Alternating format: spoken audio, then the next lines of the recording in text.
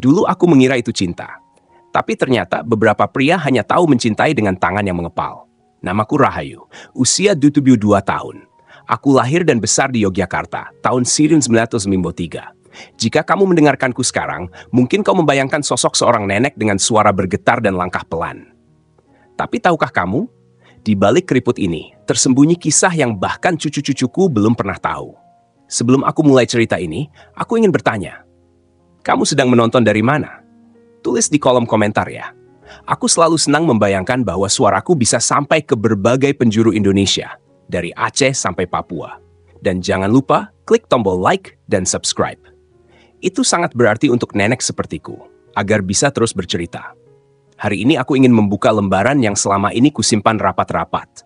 Bukan karena malu, tapi karena aku sendiri butuh waktu untuk bisa melihat ke belakang tanpa gemetar. Tapi sekarang, aku siap. Karena aku tahu, mungkin ada perempuan lain di luar sana yang sedang hidup dalam bayang-bayang seperti dulu aku pernah alami. Yogyakarta, tahun 1978. Waktu itu, aku adalah seorang guru SD di daerah Kota Gede. Aku berusia 25 tahun, punya rambut panjang sebahu dan semangat hidup yang menyala-nyala. Teman-temanku sering bilang, Bu Rahayu itu matanya penuh cahaya. Bukan karena cantik luar biasa, tapi karena aku benar-benar mencintai hidupku. Mengajar adalah panggilanku. Murid-muridku adalah duniaku. Ibuku Bu Lastri sering mengomel, Rahayu, kamu itu sudah waktunya menikah. Perempuan baik-baik nggak bisa selamanya sendirian. Saat itu masyarakat memandang bahwa perempuan sebaiknya cepat menikah, punya anak, urus rumah. Aku mencintai pekerjaanku, tapi dorongan dari ibu dan lingkungan membuatku bertanya-tanya, mungkin memang waktunya. Lalu datanglah dia, pria yang mengubah segalanya. Namanya Damar, tinggi, tegap, dengan senyum menawan dan tutur kata yang halus. Ia baru pindah dari Jakarta menjadi kepala cabang bank baru di Yogyakarta. Kami bertemu pertama kali di acara perayaan 17 Agustus di sekolah. Ia menghampiriku dan berkata, boleh saya mengajak ibu guru menari? Suaranya tenang, tapi ada sesuatu yang membuat lututku lemas. Aku yang biasanya tegas di kelas, hanya bisa mengangguk sambil tersipu. Setelah itu, hidupku tak lagi sama. Namaku Rahayu, usia 72 tahun. Aku lahir dan besar di Yogyakarta, tahun 1953. Jika kamu mendengarkanku sekarang, mungkin kau membayangkan sosok seorang nenek dengan suara bergetar dan langkah pelan. Tapi tahukah kamu, di balik keriput ini tersembunyi kisah yang bahkan cucu-cucuku belum pernah tahu. Sebelum aku mulai cerita ini, aku ingin bertanya, kamu sedang menonton dari mana? Tulis di kolom komentar ya. Aku selalu senang membayangkan bahwa suaraku bisa sampai ke berbagai penjuru Indonesia, dari Aceh sampai Papua. Dan jangan lupa, klik tombol like dan subscribe. Itu sangat berarti untuk nenek sepertiku, agar bisa terus bercerita. Hari ini, aku ingin membuka lembaran yang selama ini kusimpan rapat-rapat. Bukan karena malu, tapi karena aku sendiri butuh waktu untuk bisa melihat ke belakang tanpa gemetar. Tapi sekarang, aku siap. Karena aku tahu, mungkin ada perempuan lain di luar sana yang sedang hidup dalam bayang-bayang seperti dulu aku pernah alami. Yogyakarta, tahun 1978. Waktu itu, aku adalah seorang guru SD di daerah Kota Gede. Aku berusia 25 tahun, punya rambut panjang sebahu dan semangat hidup yang menyala-nyala. Teman-temanku sering bilang, Bu Rahayu itu matanya penuh cahaya. Bukan karena cantik luar biasa, tapi karena aku benar-benar mencintai hidupku. Mengajar adalah panggilanku. Murid-muridku adalah duniaku. Ibuku Bu Lastri sering mengomel, Rahayu, kamu itu sudah waktunya menikah. Perempuan baik-baik nggak bisa selamanya sendirian. Saat itu, masyarakat memandang bahwa perempuan sebaiknya cepat menikah, punya anak, urus rumah. Aku mencintai pekerjaanku, tapi dorongan dari ibu dan lingkungan membuatku bertanya-tanya, mungkin memang waktunya. Lalu datanglah dia. Pria yang mengubah segalanya. Namanya Damar. Tinggi, tegap, dengan senyum menawan dan tutur kata yang halus. Ia baru pindah dari Jakarta, menjadi kepala cabang bank baru di Yogyakarta. Kami bertemu pertama kali di acara perayaan 17 Agustus di sekolah. Ia menghampiriku dan berkata, boleh saya mengajak ibu guru menari? Suaranya tenang, tapi ada sesuatu yang membuat lututku lemas. Aku, yang biasanya tegas di kelas, hanya bisa mengangguk sambil tersipu. Setelah itu, hidupku tak lagi sama. Damar tahu cara membuat wanita merasa istimewa. Ia datang ke sekolah membawakan buket bunga kertas, bunga favoritku. Ia mengajakku makan malam di restoran legendaris di Malioboro. Ia membukakan pintu, menarik kursi, memuji pekerjaanku, bertanya tentang murid-muridku. Semua terasa seperti mimpi. Ibuku sangat senang. Dapat kepala cabang bank. Itu jodoh emas, nak. Jangan sia-siakan. Dalam waktu 6 bulan, Damar melamarku. Ia berlutut di hadapan lilin-lilin kecil di restoran yang sama, tempat kami pertama kali makan bersama. Rahayu, maukah kau menjadi pelabuhan terakhirku? Katanya. Aku menangis dan menjawab, ya. Kami menikah tahun 1979.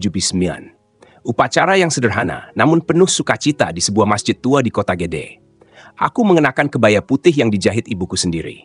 Damar tampak gagah dalam jas abu-abu yang disesuaikan khusus untuknya. Saat kami berdansa pelan di resepsi, ia membisikkan, selamanya Rahayu. Andai saja aku tahu, arti selamanya yang ia maksud akan menjadi luka terdalam dalam hidupku. Kami membeli rumah kecil di daerah Umbul Harjo. Aku tetap mengajar, dan Damar bekerja di bank. Awal pernikahan kami terasa seperti perpanjangan masa pacaran. Kami menonton film di bioskop tua, memasak bersama di dapur mungil kami, dan tertawa tentang hal-hal remeh. Tapi semua itu mulai berubah. Perlahan, nyaris tanpa kusadari. Tepat di ulang tahun pernikahan pertama kami, aku berdandan dengan rapi, mengenakan kebaya hijau tua kesukaannya. Wangi dengan parfum hadiah darinya. Kami berjanji makan malam di tempat spesial, tapi Damar tidak datang. Aku menunggu dan menunggu. Baru pukul 10 malam ia pulang dengan bau alkohol dan wajah yang kesal. Maaf, rapat mendadak, katanya tanpa menatapku. Kemudian aku tahu, rapat itu adalah minum-minum di kafe dengan rekan-rekannya. Malam itu, hatiku terasa berat, tapi aku menepisnya. Mungkin dia hanya lelah. Tapi ternyata itulah awal dari segalanya. Setahun, 2 tahun, pria yang dulu lembut mulai berubah. Ucapannya tajam, pandangannya penuh penilaian. Ia mencela bajuku, mengomentari cara aku tertawa. Ia menyuruhku berhenti mengajar. Untuk apa kerja, Rahayu? Uangmu nggak seberapa, lebih baik urus rumah. Tapi aku bertahan. Karena aku mencintai pekerjaanku. Karena aku tidak ingin kehilangan satu-satunya bagian dari diriku yang masih terasa seperti aku. Tahun 1982, aku hamil anak pertama kami, Guntur. Aku berharap kelahiran anak akan membuat Damar berubah. Untuk sementara, memang berubah. Ia kembali hangat, merawatku, menyiapkan kamar bayi, bahkan menyanyikan lagu Jawa untuk janin dalam perutku. Saat Guntur lahir, ia tampak seperti ayah paling bangga sedunia. Tapi kebahagiaan itu hanya bertahan sebentar. Begitu tangis bayi dan kurang tidur menjadi bagian hidup, Damar kembali menjadi sosok yang menakutkan. Kenapa anak ini terus menangis? Aku harus kerja besok. Gimana bisa tidur? Hari-hariku berubah menjadi rutinitas penuh ketakutan. Setiap pagi aku bangun dengan doa agar hari ini tidak terjadi apa-apa. Aku memasak, membersihkan rumah, mengurus Guntur yang masih bayi, dan mencoba menebak suasana hati Damar sebelum ia pulang. Kalau ia terlihat muram, aku segera diam, menyingkir, membawa anak kami ke kamar dan menutup pintu perlahan-lahan agar tidak mengeluarkan bunyi yang bisa menyulut amarahnya. Aku hidup seperti bayangan. Ada, tapi tak berani bersuara. Aku pernah mencoba bicara. Aku pernah mencoba mempertahankan pekerjaanku. Tapi setiap kali aku bersikeras, hasilnya selalu sama. Bentakan, tuduhan tak setia, dan sesekali lemparan barang. Damar tak pernah memukul wajahku. Katanya itu akan merusak penampilanku sebagai istri yang baik.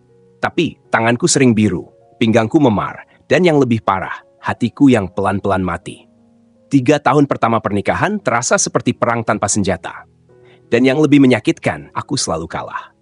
Guntur tumbuh menjadi anak yang tenang dan penurut. Terlalu penurut bahkan. Ia seperti tahu bahwa rumah kami bukan tempat untuk tawa keras atau pertanyaan banyak. Ia akan duduk diam di sudut ruang tamu, menggambar atau membaca buku seolah tak ingin mengganggu suasana. Setiap kali Damar meninggikan suara, Guntur akan memeluk lututku diam-diam, dan aku hanya bisa membelai kepalanya sambil menahan air mata. Saat Guntur berusia 7 tahun, ia bertanya padaku, "Bu, apakah semua ayah itu seperti ayah?" Aku terdiam, napasku tercekat. "Maksudmu, nak?" Tanyaku pelan. Ia menunduk. "Teman-temanku cerita, ayah mereka suka ajak jalan-jalan atau main bola. Tapi ayah selalu marah. Aku takut, Bu." Itu pertama kalinya aku melihat ketakutan di mata anakku. Ketakutan yang sama seperti yang kupendam bertahun-tahun. Malam itu, setelah Guntur tertidur, aku duduk di teras rumah menatap langit malam. Aku mulai bertanya, sampai kapan aku harus hidup seperti ini? Sampai kapan aku membiarkan anakku menyaksikan ibunya diperlakukan seperti debu di sudut rumah? Jawabannya datang tak lama setelah itu. Malam itu, ketika Damar pulang dalam keadaan mabuk berat, ia membanting pintu, meracau, marah karena uang gajinya kurang. Ia menuduhku menguras rekening, padahal aku tak pernah tahu berapa gaji bulanannya. Ia menyeretku dari dapur ke ruang tamu. lalu melemparkan aku ke lantai. Guntur, yang baru pulang dari mengaji, melihat semuanya. Ia berlari ke arahku, mencoba melindungiku dengan tubuh kecilnya. "Jangan pukul ibu," teriaknya. Tapi Damar mendorongnya hingga ia terjatuh. Aku menjerit. Bukan karena sakit, tapi karena melihat anakku tergeletak di lantai, memegangi perutnya. Itu adalah momen ketika aku merasa semua batas sudah dilampaui. Besok paginya, aku menyiapkan satu tas berisi pakaian kami, surat-surat penting, dan uang seadanya. Aku menunggu Damar pergi kerja, lalu menggandeng tangan Guntur dan keluar dari rumah yang selama ini kupanggil rumah tangga. Kami pergi ke rumah sahabat lamaku di Bantul. Namanya Bu Nur. Ia adalah teman seangkatan di kampus pendidikan. Dulu sama-sama jadi guru.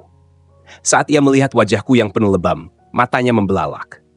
"Rahayu, astagfirullah, siapa yang lakukan ini?" Aku hanya menangis. Ia memelukku, dan sejak hari itu aku tahu aku tidak sendiri. Dengan bantuan Bu Nur, aku mengurus laporan ke polisi, mengajukan gugatan cerai, dan mencari perlindungan hukum. Prosesnya panjang, menyakitkan, dan penuh tekanan. Damar mencoba mendekati kami, kadang datang sambil menangis, meminta maaf, membawa bunga dan hadiah. Tapi aku tidak goyah. Aku sudah terlalu lama memaafkan dan memberinya kesempatan. Sekarang saatnya aku melindungi diriku dan anakku. Setelah 2 tahun proses hukum, aku resmi bercerai. Hak asuh Guntur ada padaku. Aku pindah ke Surabaya, mendapat pekerjaan di sebuah SD swasta kecil, dan mulai membangun hidup dari nol. Guntur mulai tumbuh dengan senyum. Ia ikut kegiatan pramuka, rajin mengaji, dan suatu hari datang kepadaku sambil berkata, "Bu, aku ingin jadi guru seperti ibu." Hatiku nyaris meledak karena haru. Aku memeluknya erat-erat sambil berbisik, "Nak, kamu boleh jadi apapun, asal kamu bahagia dan tidak pernah melukai perempuan manapun di hidupmu." Waktu berlalu, luka lama mulai mengering. Aku tak pernah benar-benar melupakan Damar, tapi aku belajar untuk tidak lagi membiarkan bayangannya membayangi langkahku. Aku mengajar, menabung, menyekolahkan Guntur hingga kuliah. Dan ketika ia menikah, aku menangis bahagia. Mertuanya baik, istrinya lembut dan sopan. Aku merasa Tuhan akhirnya memberiku hadiah atas semua luka-luka yang pernah kulewati. Tapi rupanya, hidup belum selesai mengujiku. Beberapa tahun lalu, aku kembali ke Yogyakarta untuk menghadiri pernikahan keponakanku. Saat itu, aku memilih menginap sendiri di rumah lama peninggalan orang tuaku, yang sekarang kosong tapi masih terawat. Malam pertama di sana, aku mendengar suara ketukan pelan di pintu. Kupikir itu tetangga. Tapi ketika kubuka, hatiku seperti berhenti berdetak. Damar berdiri di sana, lebih tua, lebih kurus. Tapi mata itu, mata yang pernah kulihat saat ia menghancurkan segalanya, masih sama. Ia tersenyum kecil, tapi aku tahu itu bukan senyum damai. "Aku dengar kamu pulang, Rahayu," katanya pelan. Aku mematung. Aku hanya ingin bicara. Aku menutup pintu perlahan, tapi ia menyelipkan kakinya, mendorong masuk. Aku mundur, tubuhku gemetar. "Apa yang kamu mau?" tanyaku. "Aku cuma ingin kau tahu, aku tak pernah melupakanmu." Ketika ia melangkah mendekat, aku tahu aku dalam bahaya. Saat Damar melangkah semakin dekat, aku mundur perlahan. Langkahku gemetar, tapi mataku tak mau berpaling.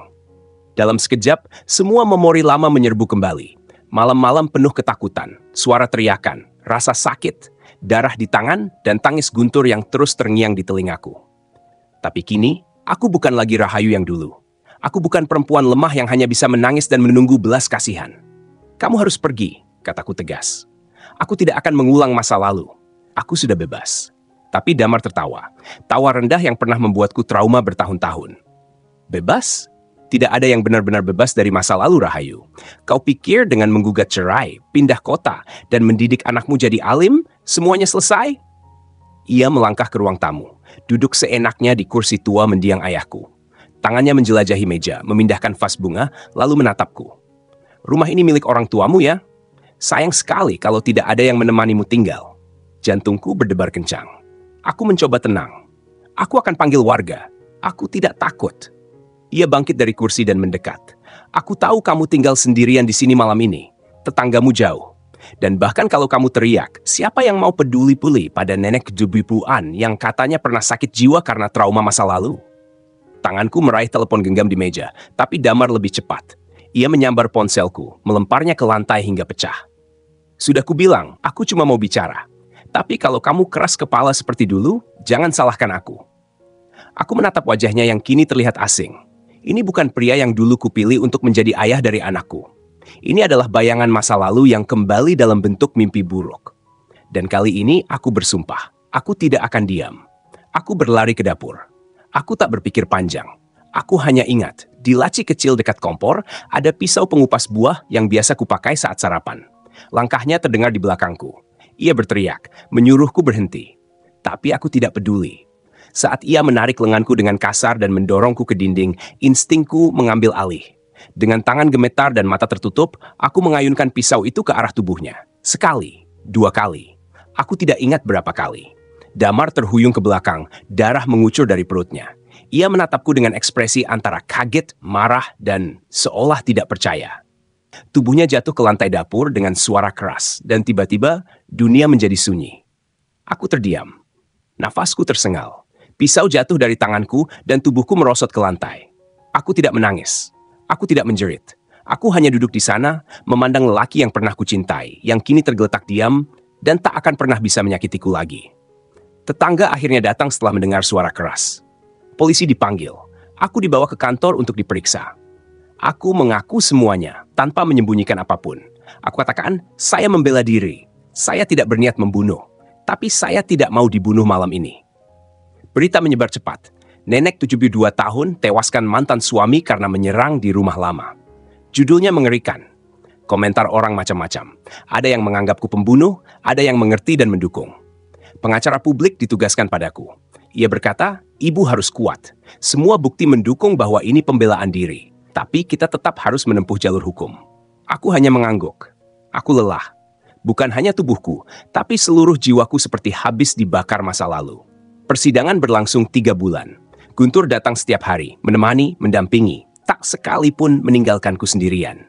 Ia kini seorang dosen, pria yang tenang, penuh kasih, dan ia berdiri tegak di hadapan hakim dan berkata, ayah saya adalah pria yang kejam, ibu saya adalah korban. Jika malam itu ibu tidak membela diri, mungkin hari ini kami mengurus pemakaman beliau, bukan duduk di sini. Saksi-saksi dipanggil. Tetangga lama, teman sekolah, rekan kerja, bahkan Bu Nur dari Bantul. Mereka semua membenarkan pola kekerasan yang kualami bertahun-tahun. Hakim mendengarkan, jaksa berargumen. Tapi di balik semua proses hukum itu, ada satu hal yang tak pernah ditanyakan. Bagaimana rasanya bagi seorang perempuan untuk hidup dalam ketakutan begitu lama, lalu tiba-tiba harus melawan? Pada akhirnya, putusan keluar. Aku dinyatakan bebas. Semua mata menatapku saat hakim mengetuk palu. Beberapa bersorak kecil, beberapa hanya menatap diam. Tapi bagiku, tidak ada kemenangan dalam kejadian ini. Hanya luka yang tak akan pernah benar-benar sembuh. Aku tidak pernah bangga dengan apa yang terjadi. Aku tidak tidur nyenyak selama berbulan-bulan. Setiap kali menutup mata, aku teringat darah di lantai dapur, wajah Damar yang pucat, dan suara nafas terakhirnya. Tapi aku juga teringat wajah anakku, wajahku sendiri di cermin, dan keberanian yang akhirnya muncul setelah 40 tahun terkubur. Sejak saat itu, aku memutuskan untuk berbuat sesuatu. Aku bergabung dengan komunitas pendamping perempuan korban KDRT. Aku mulai bercerita, menulis, mendengar kisah-kisah yang bahkan lebih pilu dari milikku. Dan aku sadar, aku tidak sendiri. Aku mendirikan sebuah rumah perlindungan kecil di Sleman. Kami beri nama Rumah Harapan Rahayu. Tempat bagi perempuan yang ingin bertahan, bangkit, dan kembali percaya pada hidup. Setiap hari aku melihat perempuan datang dengan mata bengkak, tangan gemetar, dan hati hancur. Tapi beberapa bulan kemudian, mereka tersenyum. Mereka kuat. Mereka hidup. Dan malam-malamku kini tak lagi sunyi. Aku tidur dengan damai bukan karena segalanya sempurna, tapi karena aku tahu, aku memilih untuk tidak mati dalam diam. Usia senja bukanlah akhir, tapi awal dari kebijaksanaan yang sejati. Semakin hari, aku semakin sadar bahwa semua luka yang dulu kuratapi, kini justru menjadi bagian penting dari diriku yang hari ini. Luka itu tak menghilang, tapi ia berubah menjadi pelajaran, menjadi kekuatan. Menjadi pelita bagi langkahku dan langkah banyak perempuan lain yang mengikutiku dari jauh, mencari cahaya kecil di kegelapan hidup mereka. Setiap pagi aku bangun lebih awal dari semua penghuni rumah. Di sepertiga malam terakhir, aku duduk di sajadah berbicara kepada Tuhan. Bukan lagi dengan nada keluh, tapi dengan syukur. Aku tak lagi meminta agar jauhkan dari ujian, tapi memohon agar diberikan hati yang kuat untuk menjalaninya. Aku tahu engkau tak pernah meninggalkanku ya Rab, bisikku dalam sujud panjang. Terima kasih karena kau ajarkan aku menjadi perempuan yang tak hanya bertahan, tapi juga bangkit. Doa-doa itu menjadi pelindung batinku, menjadi dinding yang menjaga agar aku tak kembali retak. Banyak perempuan yang datang ke rumah perlindungan kami juga mulai menemukan ketenangan yang sama. Kami mengaji bersama. Kami berbagi kisah para nabi yang sabar dan tabah. Kami belajar bahwa agama tidak pernah menyuruh perempuan untuk menerima kekerasan, melainkan untuk menjaga kehormatan dan harga diri sebagai makhluk mulia. Ada satu kisah yang selalu kusampaikan kepada para perempuan muda tentang Maryam yang ditinggal sendiri, tetapi tetap kuat. Tentang Asia, istri Firaun, yang tetap beriman meski berada di tengah istana zalim. Dan aku katakan pada mereka, kalau mereka bisa, kita juga bisa. Guntur kini sering mengajakku tinggal bersamanya, tapi aku menolak dengan lembut. Nak, selama tubuh Uti masih kuat, biarlah Uti tetap di rumah ini. Ini bukan sekadar tempat tinggal, ini adalah tempat lahirnya harapan. Meski begitu, Guntur dan keluarganya selalu datang setiap akhir pekan. Kami makan bersama di halaman belakang. Anak-anak bermain, suara tawa mereka menjadi lagu indah yang terus menenangkan hatiku. Suatu hari, Zahra bertanya dengan polos, "Uti, kalau nanti Uti meninggal, kami harus bagaimana?" Pertanyaan itu menusukku, tapi aku tersenyum. Kalian harus tetap hidup dengan cinta, Nak. Jangan biarkan duka mengambil tempat terlalu lama di hati kalian. Hidup terus berjalan, tapi selama kalian mengenang Uti dengan doa, Uti tidak benar-benar pergi. Anissa, menantuku, memelukku erat hari itu. Ia berkata, "Bu, ibu sudah seperti lilin yang menyala tanpa henti. Tapi jangan lupa untuk istirahat." Aku tertawa kecil. Kalau lilin itu padam, akan ada lilin lain yang menyala. Dan itulah harapanku, Nak, agar cerita ini tidak berhenti di aku. Dan memang, cerita itu mulai menjalar. Beberapa perempuan yang pernah tinggal di rumah Harapan Rahayu kini membuka rumah singgah serupa di daerah masing-masing. Di Banyumas, di Solo, bahkan di Lombok. Mereka menghubungiku, meminta restu, mengirim foto-foto tempat kecil yang penuh cinta itu. Aku hanya bisa menangis haru dan berdoa agar semua perjuangan mereka diberkahi. Suatu malam, seorang jurnalis muda datang menemuiku. Ia ingin menulis buku tentang hidupku. Aku sempat ragu, tapi akhirnya aku izinkan. Bukan karena aku ingin terkenal, tapi karena aku ingin satu hal sederhana.